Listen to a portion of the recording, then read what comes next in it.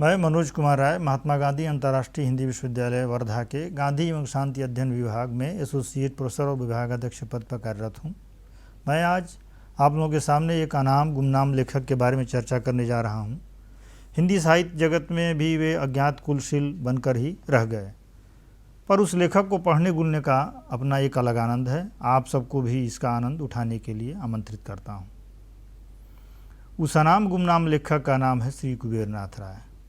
श्री राय का जन्म भोजपुरी भाषी क्षेत्र गाजीपुर जिले के गंगा तटवर्ती गांव मत्सा में हुआ था। उनका पारिवारिक संस्कार वैष्णव था। वे किसान परिवार से थे। भारतीय किसान मन उद्यम तितिक्षा से शिक्षा जीविका का संगम होता है। श्री राय में यह गुण सहज रूप से उपलब्ध था। उन्होंने अपनी पढ़ाई BHU और कोलकाता से की और रोजी रोटी के लिए असम के नलबारी जिले के एक कॉलेज में अध्यापक बने। नौकरी के अंतिम दिनों में अपने ज़िले गाजीपुर के कॉलेज में प्राचार्य होकर के लौटे और सेवानिवृत्ति के कुछ ही दिनों बाद वो 1996 में लगभग 61-62 वर्ष की अवस्था में आज ही के तारीख 5 जून को दिवंगत हो गए। बहुत कम ऐसे साहित्यकार होंगे जिन्होंने अपने लेखन के शुरू में ही यह घोषित कर दिया हो कि मेरा संपूर्ण साहित्य या तो क्रोध है, नहीं तो अंतर का हाहाकार, और जीवन भर अपने इस आदर्श पर दृढ़तापूर्वक बिना किसी लोभ लालच के डटे रहे। श्री कुबेरनाथ राय को इसका श्रेय प्राप्त है। श्री राय का यह क्रोध या आर्तनाद उनका निजी नहीं है, अपितु संपूर्ण भारत का है। साहित्य जगत में श्री राय ललित निबंधकार के रूप में समादृत हैं। जिस विधा को उन्होंने अपने लेखन के लिए अपनाया है उसके प्रति उनके मन में न केवल आकर्षण है अपितु तर्क भी है। लिखते हैं, निबंध ही किसी जाति के ब्रह्मतेज को व्यक्त करता है। ललित निबंध भी काव्यधार्मी होने के बावजूद इस दायित्व से छुट्टी नहीं पा सकता। ललित निबंध क्या है? श्री राय ने हमारी सहूलियत के लिए इसकी एक सरल सुग्राह्य परिभाषा भी दिया है। वे लिखते हैं, ललित निबंध एक ऐसी विधा है जो एक ही साथ शास्त्र अर्थात चिंतन और काव्य अर्थात रस भाव और उसमें हृदय पक्ष होता है, दोनों है एक ही साथ। ध्यान दीजिए, एक ही साथ कह रहे हैं, एक साथ, आगे पीछे के क्रम में नहीं। निबंध की यह परिभाषा से शिव के साण का कोई संबंध हो सकता है, शायद हम लोग इसकी कल्पना भी नहीं कर सकते, लेकिन श्री राय की तो बात ही अलग है। वे लिखते हैं, विषय के आसपास शिव के साण की भांति मुक्त चरण और विचरण ललित निबंध है। अब जो लोग गांव से परिचित होंगे वे इसके मर्म को ठीक तरीके से समझेंगे, लेकिन यह परिभाषा भी बस कम चलाऊ ही है, वरना इसकी असल परिभाषा करना मानो कालिका की जिह्वा को परिभाषित करना है। कालिका की जिह्वा आस्वादन और वाक दोनों का प्रतीक है। देह देह में कालिका बैठी हुई है और वह रसना के माध्यम से रस का आस्वादन कराती है और वाक बनकर विद्या का रूप धारण करती है। वह महारस और महाविद्या का प्रतीक है। वह परमा प्रकृति है। शब्द, रूप, रस, स्पर्श और गंध, इन पांचों मात्राओं का मूल स्रोत है। लालित तो उसकी एक छिद्र कला मात्र है। अतः उस भगवती को नमो नमः और उसकी विद्यारूपी रसना को नमो नमः, जो लालित्य के आस्वादन का निमित्त कारण है। उसकी परिभाषा कौन करने जाए? दरअसल श्री राय सेचन समर्थ पुंगव वृषभ चिंतक हैं जो किसी की परवाह नहीं करता है। जब उसका मन हुआ, निर्जन रास्ते पर अकेले हाथ में एक मजबूत देशी अर्थात लाठी लेकर चिन्मय भारत की तलाश में निकल लेता है, ताकि यदि किसी मामा अर्थात चिन्मय भारत के पार्टीशन या बंदर बाट में रुचि रखने वाले महंतगण की इच्छा हो सम्मुख आकर कंठ फाड़ कर निमंत्रण देने की, तो उनके उपयुक्त प्रत्युत्तर की भाषा इसके माध्यम से दी जा सके। श्री कुबेरनाथ राय से मेरा प्रथम परिचय एक स्थानीय अखबार के कोने में छपी उनकी मृत्यु की एक खबर से ही हुआ था। एक ही जिले के होने के बावजूद इससे पूर्व मैंने कभी उनका नाम तक नहीं सुना था। वैसे भी साहित्य से मेरा बादराएं संबंध रहा है। कुछ महीने बाद श्री राय के लेखन के शानदार अध्येता और विशेषज्ञ डॉक्टर बरमेश्वर नाथ राय ने उनकी एक रचना चिन्मय भारत पढ़ने के लिए दिया। चिन्मय भारत पढ़ने के बाद मैंने डॉक्टर राय को श्री राय के लेखन के परास और विस्तार और अपनी समझ की सीमा को लेकर एक पत्र लिखा। पत्र मिलते ही उन्होंने मेरी कठिनाई का निराकरण करते हुए एक लंबा पत्र लिखा। उस पत्र का ऐसा असर पड़ा कि श्री राय के संपूर्ण साहित्य को पढ़ने की इच्छा जाग उठी। तब से उनको पढ़ने का सिलसिला जारी है। लेकिन श्री राय का अध्ययन क्षेत्र इतना विशद और व्यापक है कि दर्जनों बार पढ़ने के बावजूद कुछ पाना शेष रह जाता है। पाश्चात्य और पौरात्य दोनों साहित्य का जिस गंभीरता से अध्ययन पाचन श्री राय ने किया है वह अत्यंत दुर्लभ है। महज 32 वसंत पार करते ही निबंध संग्रह रस आखेटक में होमर, शेक्सपियर, वर्जिल पर उनके लिखे गए मोनोग्राफ उनके विस्तार और समझ की वानगी तो देते ही हैं, अब एक किनारे मैं भी जम रहा हूँ जैसे कथन उनके आत्मविश्वास को स्पष्ट कर देते हैं। तुलसी भूमि पर जन्म लेने का औसत से ज़्यादा सार्थक अभिमान तो उनके अंदर था ही, मोहनजोदड़ो के साढ़ से भी उनका गाढ़ संबंध था। फलस्वरूप जब मन किया साहित्य के किसी भी बसवार में माथा टिका देते थे और जब तक उसे जड़ से उखाड़ न लें पीछे नहीं हटते थे। श्री राय के कुल 20 निबंध संग्रह प्रकाशित है। 1969 में प्रिया नीलकंठी से शुरू हुई उनकी सारस्वत रस आखेटक साधना उनकी तीसरी कृति गंधमादन में ही अपने चरम पर पहुंच गई सी लगती है। श्री राय के इन निबंध संग्रहों को पढ़ते समय कई बार ऐसा लगता है कि अब आगे क्या होगा, कहीं लेखक चूक तो नहीं गया। लेखक कैसे पाठक के साथ न्याय करेगा। पर अपने अगले ही संग्रह विषाद युग में श्री राय एक दूसरे अवतार में और कसे हुए नजर आते हैं।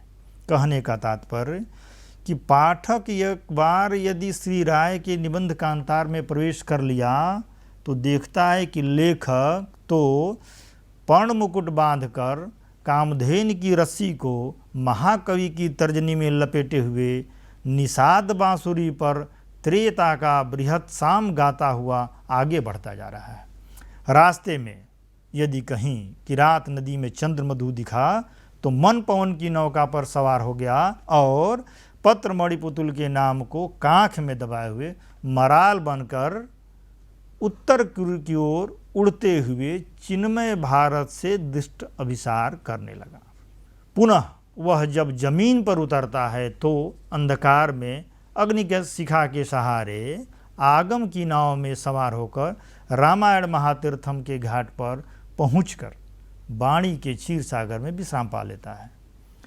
साहित्य जगत में प्रायः श्री राय के योगदान को साहित्य की एक खास विधा ललित निबंध से जोड़कर देखने की रही है। बहुत हुआ तो ललित निबंध के लिए प्रसिद्ध स्वयंभू त्रयी के एक महत्वपूर्ण लेखक के रूप में चर्चा कर तीसरी कर ली जाती है। मुझे लगता है कि श्री राय के द्वारा अपने लेखन के जरिए साहित्य और संस्कृति के क्षेत्र में उनके दिए गए अप्रतिम योगदान को बृहत्तर रूप में देखने की ज़रूरत है। श्री राय की असल चिंता है देश की जाति और सांस्कृतिक विरासत को अक्षुण्ण बनाए रखना। श्री राय के व्यक्तित्व का सटीक मूल्यांकन करते हुए किसी ने ठीक ही लिखा है, वे प्रकृति से अक्खड़, अस्पष्टवादी, पर तत्वाभिनिवेशी दृष्टि के रहे हैं और अपनी स्थापना के कारणों को भी बड़े बेलौस लहजे में उद्घाटित करते हैं। कहना न होगा कि उनकी अक्खड़ता, स्पष्टवादिता और बेलौसपन का ही परिणाम था कि 1974 जो विषाद युग के प्रकाशन का वर्ष है तक अपनी साहित्यिक अवदान के लगभग चरम पर पहुंचने के बाद भी हिंदी साहित्य के क्षेत्र के वे अज्ञात कुलशील बने रहे। एक दो अपवादों को छोड़ दिया जाए तो साहित्य के किसी बड़े माइकधारी ने उनके साहित्य के मूल्यांकन में कोई रुचि दिखाई हो। श्री राय लिखते हैं, मेरा उद्देश्य रहा है हिंदी पाठक के हिंदुस्तानी मन को विश्वचित्त से जोड़ना और उनको मानसिक रिद्धि प्रदान करना। मेरे निबंध भारतीय मन और विश्व मन के बीच एक सामंजस्य उपस्थित करने की कोशिश करते हैं। दरअसल इस प्रतिबद्धता के पीछे उनकी अनिर्भ्रांत समझ है कि मनुष्य की सार्थकता उसकी देह में नहीं, उसके चित्त में है। उसके चित्त गुण को उसकी सोचने समझने और अनुभव करने की क्षमता को विस्तीर्ण कराते चलना ही मानविकी के शास्त्रों का विशेषतः साहित्य का मूल धर्म है। इस कठिन धर्म के निर्वहन और गूढ़ विषय विवेचन के क्रम में कुछ कम प्रचलित शब्दों का प्रयोग उन्होंने उनके अपने साहित्य में किया है और जो हमको प्रायः देखने में मिलता है। इस बिना पर श्री राय की भाषा के संबंध में ये प्रचारित कर दिया गया कि वे प्रायः क्लिष्ट भाषा का प्रयोग करते हैं। इसका निराकरण उन्होंने स्वयं किया है। वे लिखते हैं, निबंधकार का एक मुख्य कर्तव्य होता है पाठक की मानसिक वृद्धि और भौतिक क्षितिज का विस्तार करना। मेरे संपूर्ण साहित्य में इस कोट के 2 दर्जन से ज़्यादा शब्द नहीं हैं। इतना किसने नहीं किया है? मैंने जहाँ जहाँ ऐसा किया है वहाँ उस वाक्य में या आगे उसका अर्थ खोलता गया हूँ। सच तो यह है कि आधुनिक पीढ़ी का अपनी विरासत और लोक से परिचय ही नाम मात्र का रह गया है। ऐसे दरिद्र शब्द भंडार लेकर श्री राय के निबंध कांतार की यात्रा तो दुर्गम होगी ही। श्री राय ने अपने एक निबंध भाषा बहता नीर में भाषा को एक प्रवाह मन नदी और बहते हुए जल की संज्ञा दी, जो 52 तोले पावरत्ती सही है। दरअसल उनका यह कथन भाषा की बहुसमावेशक क्षमता की ओर संकेत करता है। भाषा का पाठ जब चौड़ा होता है तो वह बहुत कुछ को अपने में सिमेटते मिलाते हुए गतिमान होती है।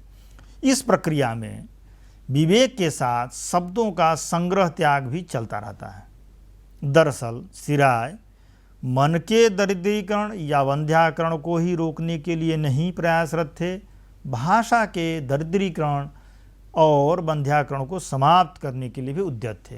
वे लिखते भी हैं, मैं गांव गांव नदी नदी वन वन घूम रहा हूँ, मुझे दरकार है भाषा की। मुझे धातु जैसे ठन ठन गोपाल टकसाली भाषा नहीं चाहिए, मुझे चाहिए नदी जैसे निर्मल झिरमिर भाषा, मुझे चाहिए हवा जैसी अरूप भाषा, मुझे चाहिए उड़ते डैनों जैसी सांसी भाषा, मुझे चाहिए काक चक्षु जैसी सजग भाषा, मुझे चाहिए गोली खाकर चट्टान पर गिरे गुर्राते हुए शेर जैसी भाषा, मुझे चाहिए भागते हुए चकित भीत मृग जैसी ताल प्रमाण झंप लेती हुई भाषा, मुझे चाहिए वृषभ के हुंकार जैसी गर्वोन्नत भाषा, मुझे चाहिए भैंसे की हकड़ती डकार जैसी भाषा, मुझे चाहिए शरदकालीन ज्योत्सना में जम्बुकों के मंत्र पाठ जैसी विभरती हुई भाषा, मुझे चाहिए सूर्य के भ्रमरगीत, गोसाई जी का अध्याकांड और कबीर की साखी जैसी भाषा, मुझे चाहिए गंगा जमुना सरस्वती जैसी त्रिगुणात्मक भाषा, मुझे चाहिए कंठलग्न यज्ञोपवीत की प्रतीक हविभुर्जा सावित्री जैसी भाषा। जब ऐसी भाषा की तलाश में लेखक निकलेगा तो स्वाभाविक है कि पाठक को तो भी मेहनत करनी पड़ेगी, तभी वह उसके मर्म को पकड़ पाएगा या ठीक से आत्मसात कर पाएगा। और श्री राय ने तो इसकी खोज लेखन के आरंभ से ही शुरू कर दिया था। ललित निबंधों के माध्यम से पाठकों के इतिहास बोध को परिचित करना भी श्री राय का एक खास उद्देश्य रहा है। वे अपने ढंग से इतिहास बोध की आवश्यकता का ही प्रतिपादन नहीं करते, अपितु उसके समझने की प्रक्रिया को भी स्पष्ट रूप से सामने रख देते हैं। उनकी दृष्टि में हम आज भी बौद्धिक उपनिवेशवाद से मुक्त नहीं हुए और हम अपनी राष्ट्रीय अस्मिता को अपनी आँख से कम और विदेशी आँख से अधिक देखने के लिए अभिशप्त हैं। मेरे एक परिचित उनके इतिहास विषयक निबंधों पर एक अनजान प्रश्न खड़ा करते हुए लिखते हैं, अन्य विधाओं की ओर उनकी दृष्टि नहीं गई है। इसका कारण यह है कि वे साहित्य के स्थान पर इतिहास की ओर उन्मुख हो गए। भाषा विज्ञान और नृतत्व शास्त्र का सहारा लेकर उसमें कुछ इस तरह रमे हैं कि किसी दूसरी ओर देखने का उन्हें अवसर ही नहीं मिला। इस कतर व्योत से उनका ललित लेखन भी प्रभावित हुआ। अगर राय साहब हजारी प्रसाद द्विवेदी और विद्यानिवास मिश्र की तरह अन्य विधाओं की ओर उन्मुख हुए होते जिनकी उनमें क्षमता थी, तो उनकी परिधि के रचनात्मक आयामों का बहुविध विस्तार हुआ होता और साहित्य की प्रकृति को और निकटता से वे समझ सके होते। मुझे लगता है कि प्रश्नकर्ता हिंदी साहित्य जगत की नैसर्गिक राजनीति के आतंक के साय से उभर नहीं पाया है। दरअसल श्री राय किसी के रेप्लिका बनने के पंडश्रम से मुक्त चिंतक थे। उनकी चिंता भारत और भारतीयता की चिंता है। तभी तो वे कहते हैं, भारतीयता किसी एक की बपौती नहीं अपितु संयुक्त उत्तराधिकार है, और इस उत्तराधिकार के रचयिता सिर्फ आर्य ही नहीं रहे हैं। वस्तुतः आर्यों के नेतृत्व में इस संयुक्त उत्तराधिकार की रचना द्राविड़ निषाद किरात ने की है। ग्राम संस्कृति और कृषि सभ्यता का बीजारोपण और विकास निषाद द्वारा हुआ है। नगर सभ्यता, कला, शिल्प, ध्यान, धारणा, भक्ति योग के पीछे द्राविड़ मन है। आरण्यक शिल्प और कला संस्कारों में किरातों का योगदान है। यह भारत चिंता का ही परिणाम है कि वे भारतीय कला के भगीरथ आनंद कुमार स्वामी की बाह पकड़ने की भी ज़रूरत करते हैं। तो उनके लिए विधा सिर्फ एक माध्यम भर है, उस चिंता को व्यक्त करने की नहीं। यह मानी हुई बात है कि जिस भी जाति के प्रज्ञा पुरुषों का इतिहास बोध प्रखर नहीं होता, जिनका अपने गतिशील सांस्कृतिक दाय का बोध नहीं होता, वह अंधश्रद्धा और परंपरा से ग्रस्त होकर जल्दी ही अवनति के गर्त में समा जाती है। इस बात से कौन अपरिचित है कि भारतीय संस्कृति के दाय को विकृत करने का प्रयास शताब्दियों से चलता आ रहा है। हमारे पूर्वज उन विपरीत परिस्थितियों में भी रहकर अपनी अस्मिता को बचाने में सफल रहे, पर आज की लड़ाई थोड़ी भिन्न है। अपने ही अंदर के जयचंदों ने स्वार्थ का ऐसा वितंडावाद खड़ा कर दिया है कि उससे लड़ पाना मुश्किल हो रहा है। सिराय ऐसे ही लोगों से लड़ते हुए चिन्मय भारत की तलाश में लगे थे। सिराय की तो यह इच्छा है कि भविष्य में भी कोई माई का लाल आगे बढ़कर भौतिक शास्त्र, जीव विज्ञान आदि अनुशासनों में भी ललित निबंध लिखे। इस विस्तार तक जाने और उसकी वकालत करने की क्षमता उसी लेखक में हो सकती है जिसकी दृष्टि मूल दृष्टि से अभिसार करती हो। उन्होंने चेतावनी के स्वर में हमें आगाह किया, अगली शताब्दी नए ढंग और नई शब्दावली मांगती है। भारतीय बुद्धिजीवी और भारतीय साहित्यकार के लिए वह आधारभूमि भारतीय प्रज्ञा की देसी जमीन ही हो सकती है, अन्य और कोई नहीं। इसी से मैं यहाँ और अपने लेखन में अन्यत्र भी मूल की ओर लौटने की बात करता हूँ, मूल संश्लिष्ट होने की बात करता हूँ। सिराय गांधीवादी चिंतन से विशेष रूप से प्रभावित हैं और आज की अधिकांश समस्याओं के निदान के रूप में वे उसकी वकालत भी करते थे। घर गृहस्थी से लेकर सुरसामुखी बेरोजगारी जैसे गंभीर विषयों पर पत्र शैली में उन्होंने पत्र मणिपुतुल के नाम से एक पुस्तिका लिखी। अद्भुत पुस्तक है यह। इस पुस्तक में रस, शिल्प, सही हिंदू, सत्य और विद्यामाई से लेकर पांत के आखिरी आदमी की चिंता बहुत ही सरल शब्दों में की गई है। एक चिट्ठी में वे लिखते हैं, अपनी चिंता करने के साथ ही महुआ के सूर्य चंद्र की चिंता करो, जिसे शताब्दियों पूर्व व्यवस्था के राहु ने चबा डाला था और जिसकी मन बुद्धि क्या सिरा धमनी में भी अंधकार का महातमस प्रवाहित है। यह महुआ जनता की प्रतीक है जो आज भी व्यवस्था के लॉकडाउन चक्रव्यूह में फंसी पड़ी है। गांधी के हवाले से वह लगातार यह चिंता जाहिर करते रहे कि हिंदुस्तान की समस्या का असली समाधान बृहदाकार यंत्र नहीं अपितु कुटीर उद्योग कर सकते हैं। यंत्र मनुष्य को सर्जक न रखकर एक पुर्जा बना डालते हैं जिसका कुप्रभाव बहुआयामी होता है, जिसकी तरफ एक सदी पूर्व डॉक्टर आनंद कुमार स्वामी ने भी इशारा किया था। सिराय के लिए गांधी भारतीयता के प्रतीक हैं। वह उनमें राम जैसा होने और बहुत कुछ सफल होने को देखता है। वे यह मानकर चलते हैं कि एक दिन ऐसा आएगा कि सभी को सर्वोदय और गांधी की ज़रूरत अनिवार्य लगेगी। पिछली सदी के छठे दशक में जब सिराय लेखन क्षेत्र में खद्दर वेश धारण कर प्रवेश कर रहे थे तो उनके सामने था हिंदी साहित्य जगत का वह विशाल क्षितिज जहाँ पश्चिमी साहित्य, मार्क्सवादी साहित्य, संगठन, शास्त्रवादियों की गिद्ध मंडली शिकार की तलाश में मंडराती रहती थी। यह एक तथ्य है कि सस्य श्यामला धरती पर सिराय को अभिमन्यु की तरह इन सभी महारथियों से जूझना पड़ा है। क्षत विक्षत होकर भी वे पराभूत नहीं हुए हैं। इसके अनेक कारण हैं जिसके विस्तार में यहाँ जाना संभव नहीं है। एक संकेत ही काफ़ी है। वे लिखते हैं, सच पूछो तो मेरे अंदर एक अविराम अविच्छिन्न समुद्र मंथन चल रहा है। जब से मैंने होश संभाला तभी से मन ही मंद्राचल है। उसमें सर्प शिशुवत लिपटी मेरी कामना ही वासुकी है और इंद्री इंद्री स्नायु स्नायु में बैठे देवता और असुर अविराम मंथन में लीन है। इस मंथन द्वारा श्री, मणि, रंभा, शंख, ऐरावत और उच्च श्रेवा तो कभी नहीं मिले। एकाध बूंद अमृत और जहर जरूर कभी कभी मिला था। वारुणी सदैव मिलती रही है, इसकी कमी नहीं हुई। फलतः मेरे जीवन में देवता तो प्रायः तृषित ही रह गए, परंतु मन के इस रसातल में भैंसे की तरह मड़िया मारते हुए असुरों ने छक कर उस वारुणी का पान किया है और लगातार करते जा रहे हैं। अर्थात इन असुरों की पुष्टि तुष्टि के लिए ही मेरा जन्म हुआ है। सिराय की बनावट ही अद्भुत है। वो उनको किसी की परवाह नहीं है। हार जीत से वो ऊपर हैं। आखिर इतना प्रकाश लेकर क्या होगा? अखंड प्रकाश और अखंड जागरण कितनी बड़ी यंत्रणा है। मैं तप्त और तृषित हूँ, मुझे अंधकार की तृषा है, घनघोर निद्रा की तृषा है, माना कि प्रकाश सुरक्षा है, ज्ञान है, अमृत है, सब सही, पर इतना आलोक, इतनी सुरक्षा, इतना ज्ञान और इतना अमृत लेकर क्या होगा। उनके चिंतन का धरातल बड़ा उदात्त है। वे लिखते हैं, जीवन ही एक सलीब है जिस पर असहाय रूप में हम ठोंक दिए गए हैं, अपने ही पापों की नहीं, औरों को पापों की किलो से भी। राजा रंग सभी के कंधे पर क्रास है, पर बिरला ही ऐसा होता है जो औरों को पाप मुक्त करने के लिए इस व्यथा को भोगता है। तब वह पुरुष नीलकंठ बन जाता है और अपनी यात्रा का रूपांतर हो जाता है और एक ज्योतिर्मय महिमा में। यह प्रतीक हमें शिक्षा देता है कि क्रास तो ढोना ही है। जब जन्म लिया है तो इस नियति से हम नहीं बच सकते, पर इसे ऐसे ढो कि यातना ही महिमा बन जाए। नीलकंठ बनने के आग्रही श्री राय का रास्ता ही अलग है, उनकी पसंद ही कुछ और है। शोभा और श्रृंगार के प्रतीक इन पुष्पों के रहते हुए भी मैं नीम के पुष्प वृक्ष का तिरस्कार नहीं कर पाता हूँ।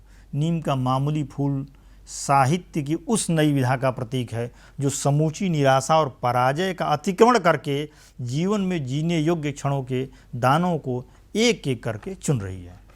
उनकी पसंद की एक वानगी और भी देखी जा सकती है। वे लिखते हैं, नेताओं में गांधी जी, किताबों में रामचरितमानस, वनस्पतियों में हरी हरी दूब, पशुओं में गाय, रसों में करुण रस, ये सब मुझे एक ही किस्म के भाव संकुल या बोध प्रदान करते हैं। इन सब में शांति है, निष्कपटता है, विनय है और सेवा धर्म है, साथ ही साथ महिमा और त्याग भी है। इसलिए वे अविराम यात्रा पर अकेले चल पड़े हैं। जन्म से मरण तक इस पंचभोग्या याज्ञ सेनी सृष्टि का परिधान पर परिधान हरण करते जाओ, स्व का दुशासन थक जाएगा, परंतु इसके भीतर का सार कहाँ है पता नहीं। श्री कुबेर नाथ राय का चिंतन इतना बहुआयामी है कि उसे समग्रता में प्रस्तुत करना आसान नहीं है। उनके निबंध पाठक से उसके अध्ययन चिंतन की मांग करते हैं। कहानी उपन्यास की तरह सिरहाने रखकर श्री राय पकड़ में नहीं आते हैं। श्री राय ने कला, साहित्य, दर्शन, गणित, भूगोल आदि का तलस्पर्शी अवगाहन किया है। यह लगभग असामान्य घटना है। उनके समकालीनों में शायद ही किसी का बूता हो जिसने इस गहराई से विविध विषयों का अध्ययन किया हो और उसे ललित शैली में प्रस्तुत किया हो। ऐसा इसलिए संभव हो पाया है कि उनकी कोई निजी लोभ या तृषा नहीं थी। वे लिखते हैं, मैंने चतुर्दिक हस्ती रा का निशि में किसी का हाथ पकड़कर कोई प्रतिज्ञा की थी, पर क्षमाहीन अर्थव्यवस्था और शासन तंत्र के बीच कुछ कर नहीं पाया और दमित कामना का पाप ढोता हुआ इच्छाओं के फूल जैसे शिशुओं की निरंतर हत्या करता हुआ जी रहा हूँ। लेकिन उनके निबंधों में पाठक बहुत महत्वपूर्ण है। पाठकों के लिए वे मणि अर्थात भारतीयता के विशिष्ट आयाम की खोज में घाट घाट का पानी पीते रहे और इतिहास से मधु निचोड़कर प्रस्तुत करते रहे। और अंत में एक दिन अर्थात 5 जून 1996 को किसी अदृश्य संकेत को समझते हुए अपनी उंगलियों से अंगूठी और कामाख्या का चक्र निकाल कर रख दिया। अनुज से पितामह और प्रपितामह की आयु की चर्चा भी की। संध्या समय यह कहते हुए कि हमनी का तो वैष्णव है जा, लियावा तनी पंचांग देखी। पंचांग मांगकर देखा भी और शाम को पूजा आरती की व्यवस्था के लिए कहा। और उधर शांत नीरव मध्यम स्वर में यह कहते हुए कि मुझे जाना ही होगा, क्योंकि कहीं कोई प्रोसित पति का रूप में हृदय पर नमस्कार मुद्रा में जुड़े 20 नखों के अक्षत और अपने नारियल युग में लिए मेरी प्रतीक्षा करती होगी। जाना ही होगा, क्योंकि यह काम रूपिणी सृष्टि कहीं भविष्य की मातृका बनकर तो कहीं भविष्य की प्रेमिका बनकर प्रतीक्षारत है। चांदनी रात में सनातन नीम पर बैठा उल्लू व्यथा स्वर में अपना कलेजा काढ़ जाएगा। मृगशिरा की दोपहरिया में कोयल कूक जाएगी, पर मैं नहीं रहूँगा।